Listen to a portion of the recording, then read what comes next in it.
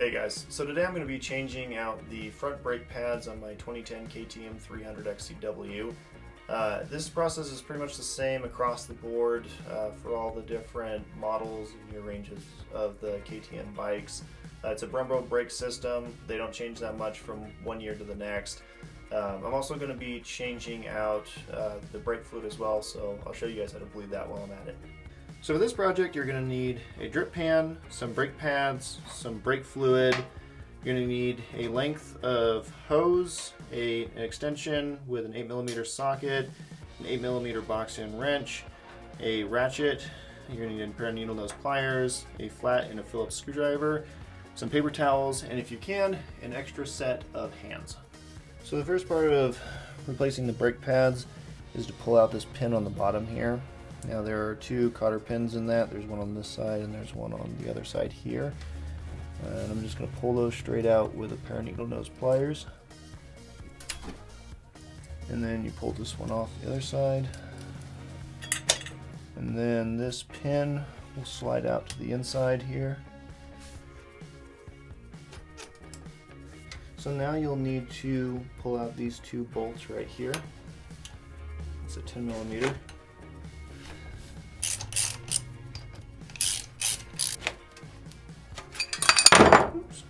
So now you need to compress the caliper, and for this what you'll do is you'll take the old brake pads and you'll just slide them back in here, and then take a flat-headed screwdriver and then just press against those, and that will compress the caliper back in.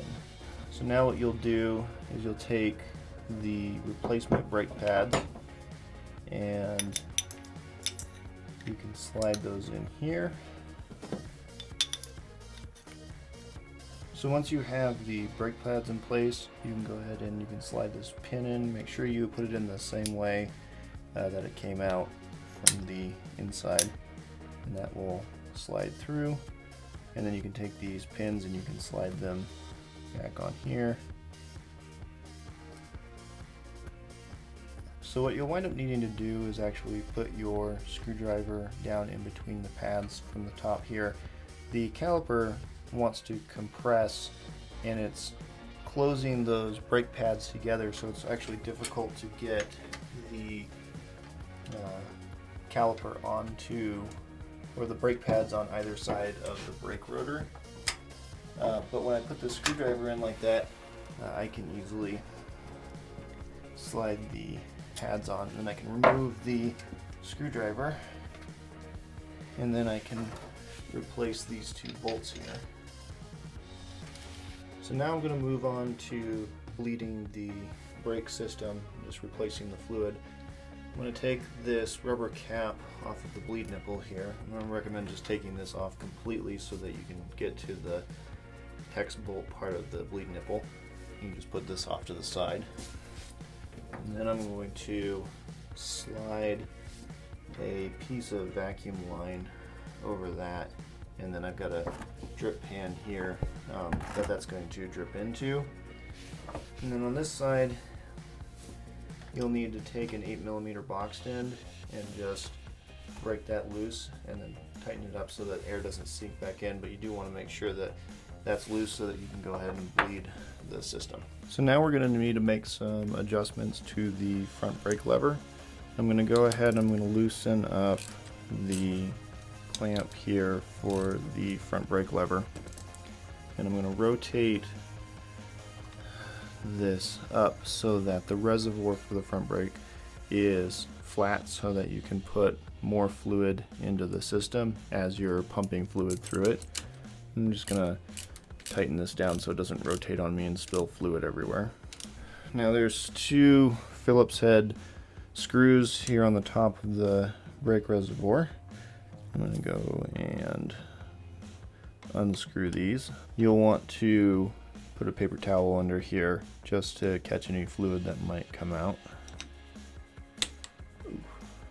Now you may not have been able to hear that, but the reason that the brake caliper was trying to compress as I was opening it to try to get the brake pads around the brake rotor was because there was probably pressure built up in here from me backing those brake pads out.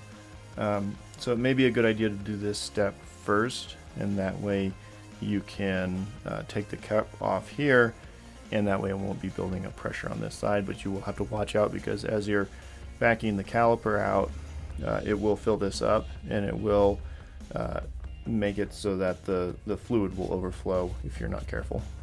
So this is the part where you're going to want to recruit some help. And a second pair of hands is really nice, because the distance between the front brake lever and the caliper is just far enough so that it makes it awkward to try and turn the bleed screw and compress the front brake lever.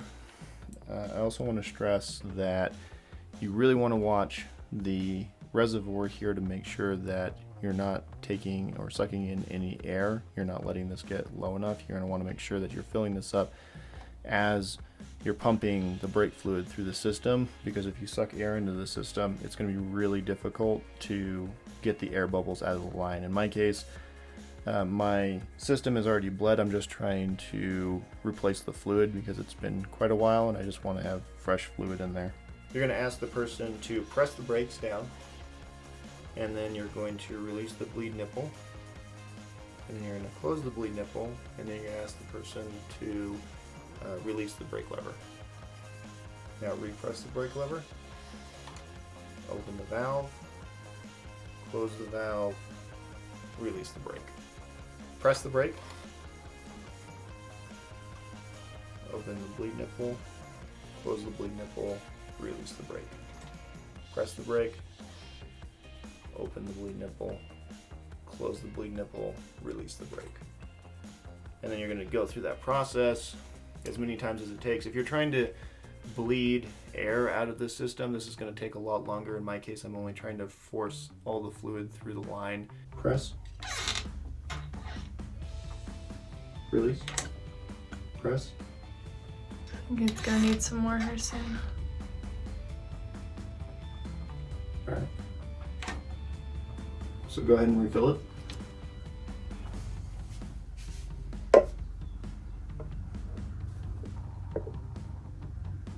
Okay.